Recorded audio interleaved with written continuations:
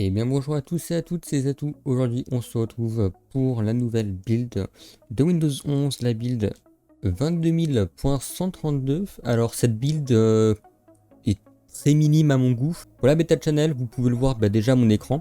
On a ce nouveau bouton qui était apparu il y a quelques temps sur la canal dev, qui est tout simplement le Teams intégré. Alors il n'y a pas grand chose à dire dessus en soi. L'animation des icônes est quand même bien faite. On peut voir, tac, on clique dessus, bam, ça met la petite messagerie ici. Je trouve ça plutôt pertinent, c'est très sympathique. Je crois qu'on n'avait pas ça encore sur la dev, donc plutôt sympa. Ici on peut voir qu'on peut chat avec les contacts que vous avez. Moi j'ai personne sur un compte Teams perso. Moi Teams je l'utilise uniquement pour le pro et malheureusement j'ai pas l'impression qu'on puisse connecter son compte pro sur cette version de Teams, en tout cas pas nativement au premier démarrage, donc à voir si je peux modifier mon compte après. Donc on peut après ouvrir Open Microsoft Teams, tac, et là c'est ouvrir un petit Teams, donc un tout petit Teams avec calendrier, chat, activité, et c'est tout.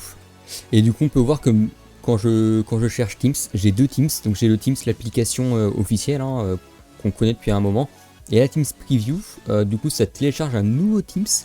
Et chose assez importante à savoir, c'est que tac, si je vais ici, on peut voir que Teams tourne en arrière-plan.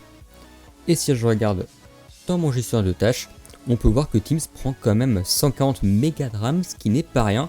Donc ce sera à faire attention pour les petits PC. Pareil pour les widgets en passant. C'est un truc qui bouffe pas mal de ressources quand même. Là ça va, mais ça a vite tendance à monter dans les 100, 120. Voilà, donc aucune autre amélioration au niveau des widgets, d'ailleurs on n'a vraiment rien du tout. On a pas mal de bugs fixés, comme toutes les builds. D'ailleurs si vous voulez pas l'icône, on peut aller dans personnalisation, puis dans barre des tâches. Et je pense qu'on peut désactiver l'option. Alors comme les widgets, malheureusement, ça tourne toujours en arrière-plan, donc c'est juste l'icône qui est désactivée, et ce n'est pas toute la fonction qui est désactivée, donc ça serait plutôt sympa d'avoir quelque chose qui nous permette de désactiver les widgets vraiment totalement du système. Et aussi de désactiver ce Teams intégré parce que ça mange un peu d'espace sur le disque et surtout pour les gens que ça n'utilise pas, ça bouffe un peu de performance, donc c'est pas terrible. Donc j'espère que on aura l'option de pouvoir désactiver tout ça. Donc on a fait le tour de cette nouvelle version 22000.132 et sinon on se retrouve sur ma machine virtuelle en dev parce qu'il y a quelques nouveautés.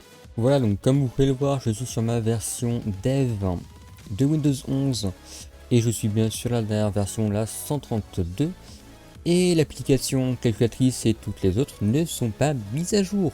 Donc encore une fonctionnalité que je n'ai pas. J'ai fait les mises à jour du Microsoft Store pour en être sûr. Pareil pour les calendriers, pour courrier ou pour le nouvel outil de capture d'écran. Je l'ai même pas, j'ai même pas la nouvelle icône. Donc peut-être qu'ils mettent un peu de temps à déployer ça pour tout le monde. En tout cas, les améliorations sont extrêmement mineures. C'est juste des petites améliorations visuelles, histoire que ça fasse un peu plus sens avec le nouveau design graphique de Windows 11. Donc si vous souhaitez en savoir un peu plus sur les bugs résolus, etc., je vous mettrai ce petit article qui récapitule un peu tous les plus gros problèmes, ainsi que les problèmes connus de la mise à jour, et également les nouveaux designs des nouvelles apps de Windows 11. Donc voilà, on peut voir que c'est pas très grand chose, c'est juste des petites bords arrondis par-ci par-là, rien de foufou. En tout cas, je vous mets ça dans la description. En tout cas, j'espère que cette petite news vous aura plu malgré le peu de news qu'on a eu. Et moi, je vous retrouve dans une prochaine build ou une prochaine vidéo. Allez, ciao ciao!